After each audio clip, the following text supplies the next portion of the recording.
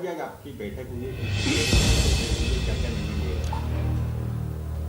बड़े ही दुखद विषय के साथ हम सभी एकत्रित हुए। वैसे तो संत महात्मा कभी दुखी नहीं होते, लेकिन जो दुख का विषय हमारे संत समाज और पूरे भारत के अंदर हुआ कि निर्ममता के साथ हमारे दो संत और एक उनका वाहन चालक, उनका निर्ममता से ऐसा हत्या किया गया जिसकी आप अगर सुनेंगे कहानी तो आपकी आंखों से आंसू आ जाएंगे। उनकी आंखों को निकाल दिया गया, फेंक दिया गया, फोड़ दी गई आंखें। उनके लिंग होते हैं, उन लिंगों को शरीर से निकाल करके उसे पत्थरों से कुचला गया और उनकी आंतड़ियों को बाहर निकाला गया। इतनी निर्ममता से दो संतों की हत्या और साथ में उनके ड्राइवर की हत्या हुई। उनकी जब समाधि के लिए जब उनका देह को देखा गया तो आप मानेंगे नहीं, वो खून के आंसू होते हैं। वो क्षण जब हम सुनते तो हम कांप रहे और इसके पीछे पूरा का पूरा अंतरराष्ट्रीय साजिश जो भारत अराजकता फैलाना चाहते हैं, इस अंडरवर्ल्ड के भी आते हैं और ऐसी देश विरोधी ताकतों के हाथ है जिनके प्रूफ हमारे पास हैं। और हम चाहते हैं कि महाराष्ट्र का सरकार, जिसने सुप्रीम कोर्ट के अंदर हमारी जो वहाँ पर PIL लगाई गई थी, जो हमारी याचिका लगाई गई शशांक शेखर झा द्वारा, जो हमारे सुप्रीम कोर्ट में वकील है, उनके द्वारा जब वहाँ पर याचिका लगाई गई तो CBI की जांच को बोला कि मत दो, हमने दोषियों को सजा दे दी। मतलब महाराष्ट्र का सरकार ये मानती है कि उसने 18 पुलिस वालों को सजा दे करके जुर्म कबूल लिया तो उनका हत्या हुआ है। नहीं तो महाराष्ट्र सरकार ये क्यों कहती कि हमने सजा दे दिया दोषियों को? दोष हुआ मतलब दोषी थे। तो इसके लिए हम चाहते हैं कि इसका पूरा ओपन हो और जो सजा के नाम पर उन्होंने बेवकूफियाना हरकत करके पूर्णतः बड़ा कार्य किया, महाराष्ट्र की सरकार ने इसका विरोध करते हैं।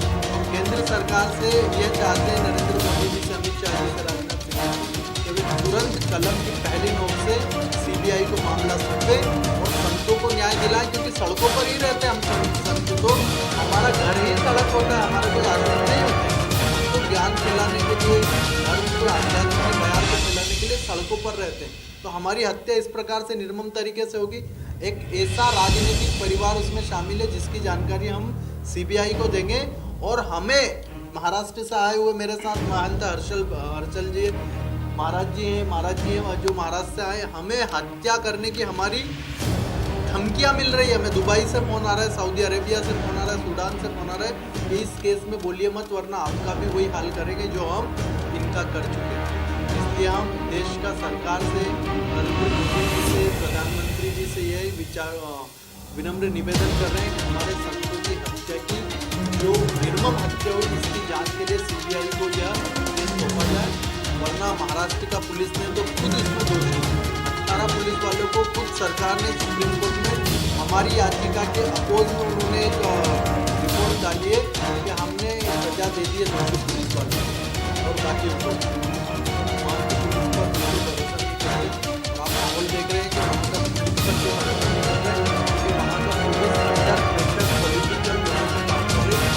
पॉलिटिकल लोग अपने पॉलिटिकल बेनिफिट के लिए अंतर्राष्ट्रीय ताकतों को खुश करने के लिए किसी भी हद तक जा रहा है। आप सुशांत के केस में देखिए कितना बुरा चक्री उलझा। इसी प्रकार से संतों की हत्या में भी बहुत खतरनाक तरीके से एक षड्यंत्र है जिसे हम CBI को सौंपेंगे। हमारे पास पूरे प्रूफ है, एविडेंस है, किन किन राजनेताओं ने, किन किन पार्टी के कुख्यात पार्टियों के राजनेताओं ने वहाँ खड़े रह के संतों को मरवाया। मतलब संतों को मार देना, चोरी की अफवाह में कोई किसी की आंखें नहीं फोड़ता, चोरी की अफवाह में कोई किसी का लिंग काट नहीं देता संत का, चोरी की अफवाह में कोई किसी की आंतड़ियों को उधेड़ करके सड़कों पर नहीं फेंकता। लेकिन पाल घर के अंदर हुआ है और इस सबका खुलासा तभी हो पाएगा जनता के सामने जब यह केस CBI के हाथ में आएगा, क्योंकि पुलिस अंडर प्रेशर में काम करती है पॉलिटिकल लोगों के। सेंट्रल की जब विजिलेंस टीम आएगी, CBI आएगी, और भी विभाग के मुख्य रॉ को भी कहता हूँ कि रॉ भी इसकी जानकारी ले, क्योंकि इसमें अंतर्राष्ट्रीय माफिया, श्रम माफिया,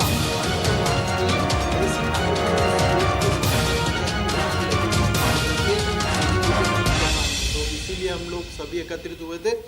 अभी कुछ चेहरे आपके सामने हैं, बाकी हमारे संत महात्मा जो इस आंदोलन को पीछे से सहयोग दे रहे हैं और जल्द ही पूरे देश के अंदर हम एक बहुत बड़ा आंदोलन कर देंगे। आज से उसका शंखनाद यहाँ से इसलिए करना पड़ रहा। दुर्भाग्य कि हमें मुंबई में परमिशन नहीं दी गई। हमारे आश्रमों के बाहर मुंबई के अंदर पुलिस खड़ी कर दी गई है। हमारे बार बार धमकियाँ दी जा रही कि आप संतों की हत्या का मामला मत उठाओ वरना आपको उठा दिया जाएगा। आंदोलन में हम तो शांति के साथ अनशन कर सकते हैं। अनबन तो करने वाले लोग हैं, हम तो अनशन करते हैं, हम तो सत्य का आग्रह कर सकते हैं, दुराग्रह नहीं करते संत, इसलिए हम सत्याग्रह करेंगे।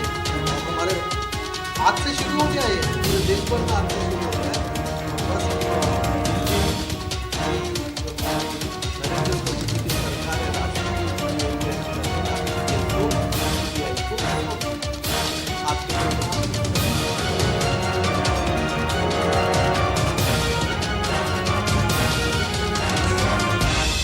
धमकियाँ क्या, वहाँ के लोकल जो पॉलिटिकल पार्टियाँ हैं ना, वो दूसरे द्वारा हमें फ़ोन करवाते हैं और कुछ उसमें मतलब अलग अलग जगहों से अपने लोगों से कई फ़ोन आते कि महाराज जी ये केस से हट जाओ।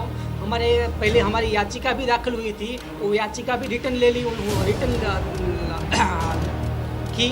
और बाद में हमारे जो एडवोकेट थे उसमें भी एडवोकेट ने भी हाथ खड़े कर दिए कि महाराज जी हमें केस में हमें भी धमकी आ रही है, हम भी ये केस में लड़ सकते हैं। तो बाद में हमने दूसरे एडवोकेट्स के द्वारा हमने ये साल भर मुद्दे का आगे बढ़ाया है। और धमकियाँ तो डायरेक्ट मतलब हमारे कोई अपने लोगों को डायरेक्ट में अभी तक फ़ोन नहीं कर रहे हैं, वाया अलग लोगों से बात बुलवा रहे हैं कि भाई अब इस घटना के अंदर जो साधु पड़ेगा ना मारा जाएगा। मध्य प्रदेश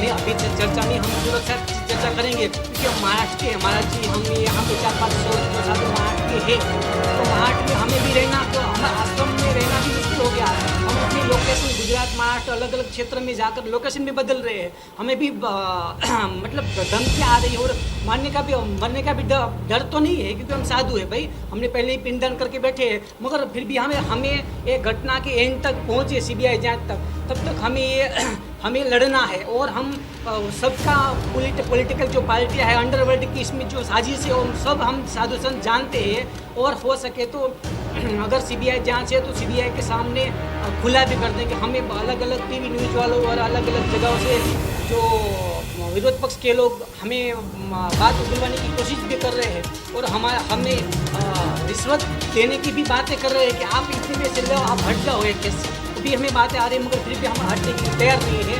हम ये घटना के एंड तक पहुँचेंगे। और अभी आंदोलन का तो शुरुआत हमने पहले भी अभी गुजरात में गए, तो गुजरात महाराष्ट्र अलग अलग जगह पे हमने परमिशन मांगने की कोशिश की, तो परमिशन वहाँ पे दे नहीं रही है। बोले कि 5 लोगों को परमिशन नहीं मिलेगी। सिर्फ महाराष्ट्र, गुजरात, MP, मध्य प्रदेश सब जगहों पे पॉलिटिकल पार्टी हज़ारों की संख्या में भीड़ जमा करे, आंदोलन करे, रैलियाँ करे, उनको परमिशन मिल जाती है। उनको परमिशन ऑलरेडी गरज ही नहीं है, वो क्योंकि खुद सरकार है। मगर हम साधु लोगों को परमिशन मिले। आज 80 करोड़ साधु संत है, 80 करोड़ की आस्था का विश्वास का श्रद्धा का सवाल है, वो 80 करोड़ जनता हमारे साथ में। तो हम सरकार से यही निवेदन करते कि हमें भी कुछ इसमें आंदोलन करने के लिए, रैलियाँ निकालने के लिए हमें तो थोड़ी कुछ परमिशन दे, तो हम लोग भी आगे इस मुद्दे को लेकर आगे सीबीआई जांच तक पहुंच पाए। और यहाँ मार्च मध्य प्रदेश में हम अभी रुके हैं क्योंकि